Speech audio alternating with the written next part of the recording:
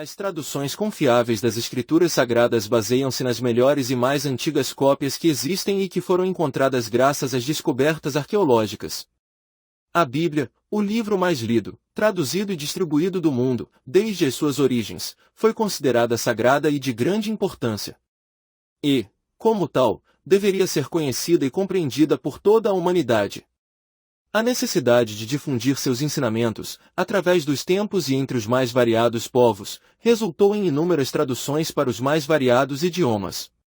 Hoje é possível encontrar a Bíblia, completa ou em porções, em mais de 2.527 línguas diferentes. Levantamento de dezembro de 2010. Os originais. Os originais da Bíblia são a base para a elaboração de uma tradução confiável das Escrituras. Porém, não existe nenhuma versão original de manuscrito da Bíblia, mas sim cópias de cópias.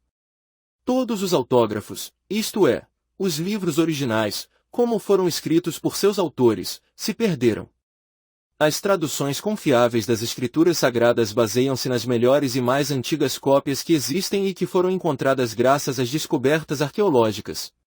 Grego, hebraico e aramaico. Esses foram os idiomas utilizados para escrever os originais das Escrituras Sagradas.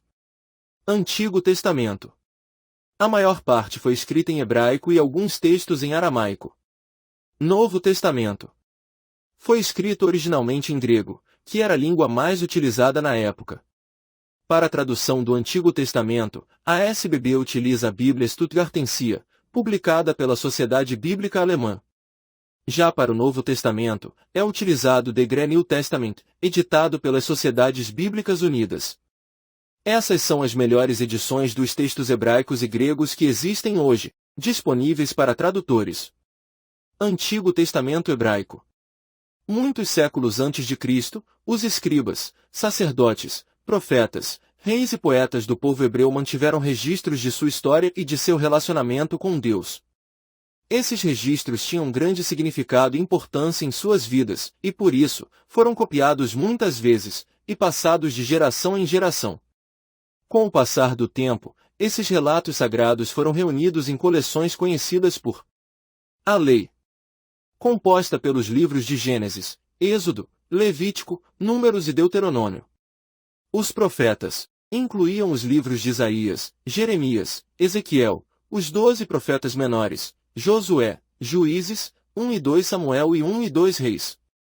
As Escrituras reuniam o grande livro de poesia, os Salmos, além de Provérbios, Jó, Ester, Cantares de Salomão, Rute, Lamentações, Eclesiastes, Daniel, Esdras, Neemias e 1 e 2 Crônicas. Esses três grandes conjuntos de livros, em especial o terceiro, não foram finalizados antes do Concílio Judaico de Jamnia, que ocorreu por volta de 95 d.C. Os livros do Antigo Testamento foram escritos em longos pergaminhos confeccionados em pele de cabra e copiados cuidadosamente pelos escribas. Geralmente, cada um desses livros era escrito em um pergaminho separado, embora a lei frequentemente fosse copiada em 2 grandes pergaminhos. O texto era escrito em hebraico, da direita para a esquerda, e, apenas alguns capítulos, em dialeto aramaico. Hoje se tem conhecimento de que o pergaminho de Isaías é o mais remoto trecho do Antigo Testamento em hebraico. Estima-se que foi escrito durante o século II a.C., e se assemelha muito ao pergaminho utilizado por Jesus na sinagoga, em Nazaré. Foi descoberto em 1947, juntamente com outros documentos em uma caverna próxima ao Mar Morto. Novo Testamento Grego. Os primeiros manuscritos do Novo Testamento que chegaram até nós são algumas das cartas do apóstolo Paulo, destinadas a pequenos grupos de pessoas de diversos povoados que acreditavam no Evangelho por ele pregado. A formação desses grupos marca o início da Igreja cristã. As cartas de Paulo eram recebidas e preservadas com todo cuidado. Não tardou para que esses manuscritos fossem solicitados por outras pessoas. Dessa forma, começaram a ser largamente copiados e as cartas de Paulo passaram a ter grande circulação.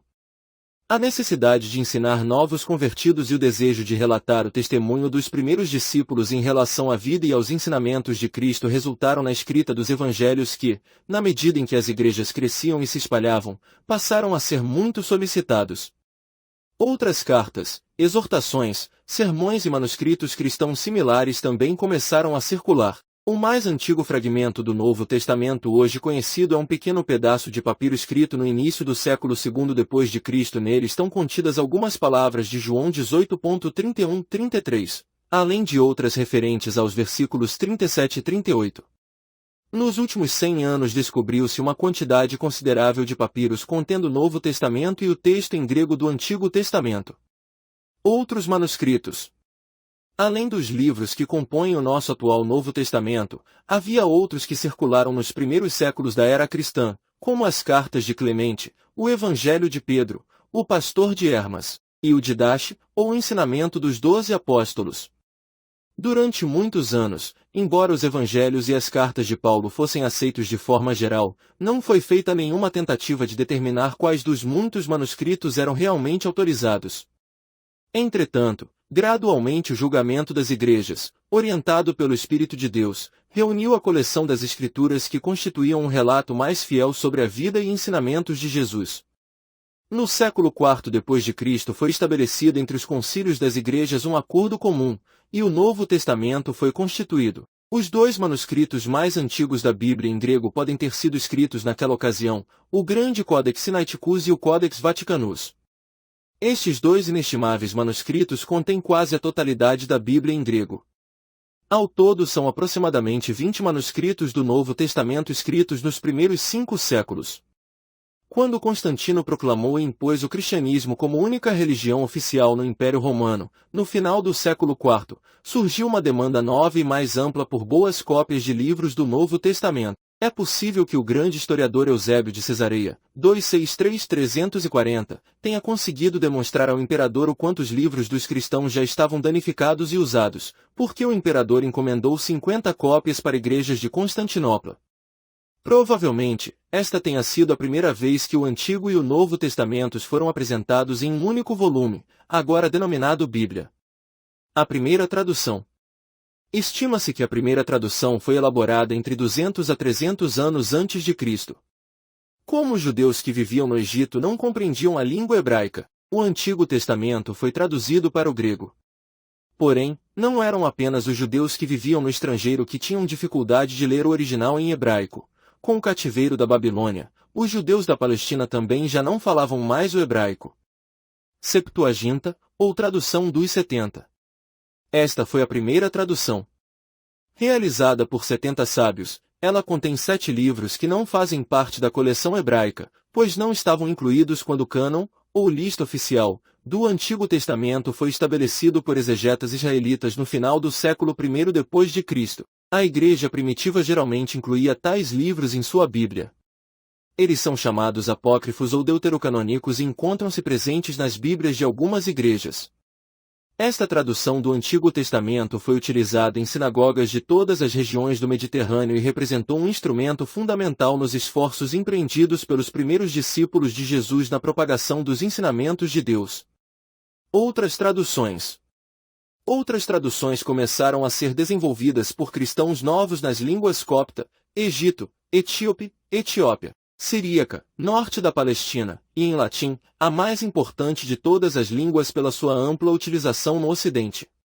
Por haver tantas versões parciais e insatisfatórias em latim, no ano 382 DC, o bispo de Roma nomeou o grande exegeta Jerônimo